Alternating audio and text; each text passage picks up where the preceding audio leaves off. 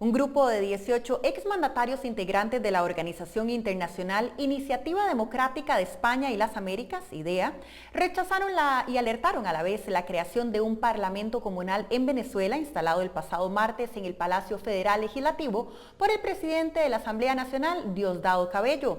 La expresidenta de Costa Rica, Laura Chinchilla, forma parte de la lista de mandatarios que firmaron el documento para alertar a la comunidad internacional. Precisamente nuestra compañera Angélica López se encuentra con la exmandataria Chinchilla para que nos informe más sobre esta noticia. Angélica, adelante.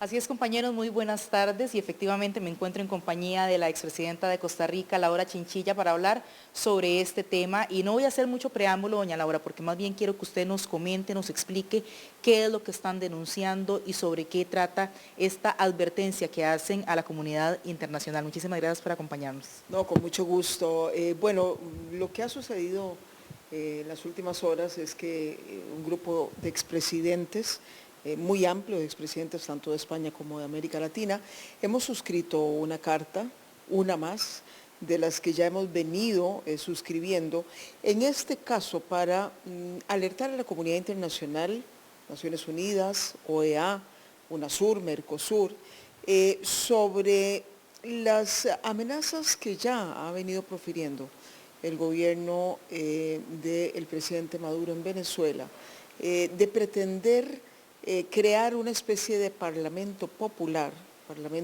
comunal, así le llaman, que no es más que un intento de suplantar la Asamblea Nacional que fue electa el 6 de diciembre con el voto ampliamente mayoritario de la población venezolana.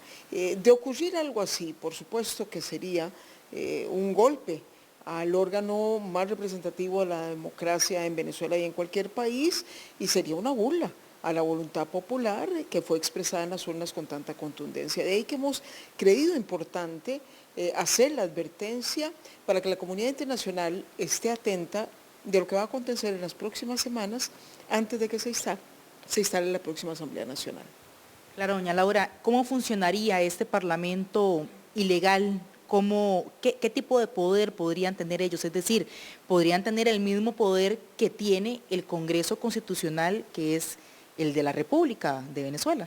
Bueno, evidentemente sobre la base de los preceptos de la Carta Democrática, de la OEA y aún con respecto a la misma Constitución venezolana, sería algo totalmente contrario a derecho.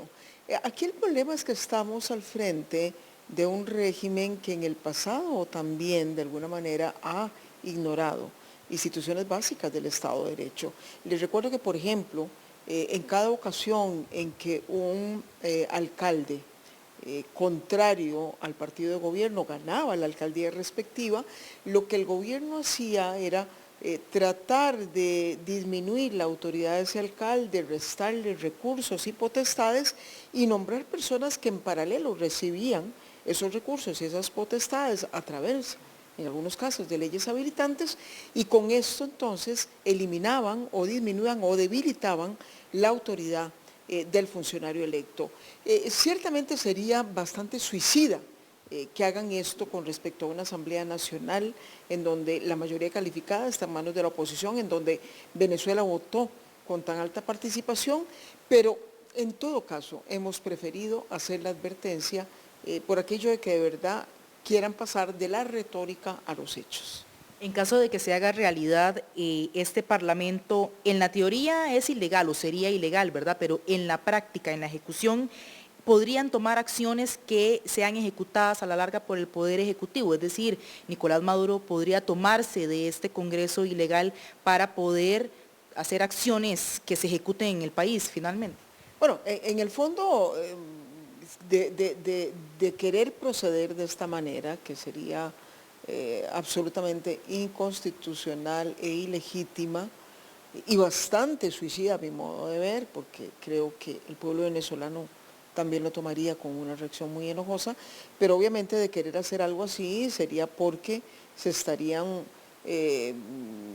aprobando algunas leyes habilitantes que le den poderes excepcionales al gobierno para poder actuar de espaldas a la Asamblea Legislativa y esta Asamblea Popular Comunal no sería más que un órgano desde el cual ellos procurarían derivar algún tipo de legitimidad, aduciendo que es una representación directa del pueblo. Cuando bien sabemos que en nuestros países la representación es una representación por delegación que se define en el momento en que la gente emite el voto en las urnas electorales. Es decir, que sí podrían tener injerencia directa en las decisiones que tome el gobierno central. Ah, sí, no tengo la menor duda. Es decir, de hecho, hay también que decirlo, es decir, ya vienen sucediéndose algunas cosas que no deberían, dado que en tan solo un mes estará asumiendo la nueva Asamblea Nacional, y es que están corriendo por dejar nombrados una serie de... En Venezuela, de no tomarse decisiones importantes, se estará enfrentando a una crisis humanitaria durante el primer semestre del año 2016, de manera que también pues abogamos para que esa sensatez, ese diálogo entre las partes pueda imponerse antes de que Venezuela tenga que hundirse aún más en el desastre económico, de seguridad y social que están viviendo. Claro, bueno, muchísimas gracias, señora expresidenta, por el tiempo que nos ha brindado de explicarnos todo el contexto de lo que está pasando en Venezuela, de esta declaratoria que firman usted y además otros expresidentes de la región. Estaremos muy pendientes de las repercusiones que esto traerá. Con esta información regreso con ustedes al estudio. Muchas gracias, Angélica. Nosotros regresamos con la información internacional después de esta pausa comercial.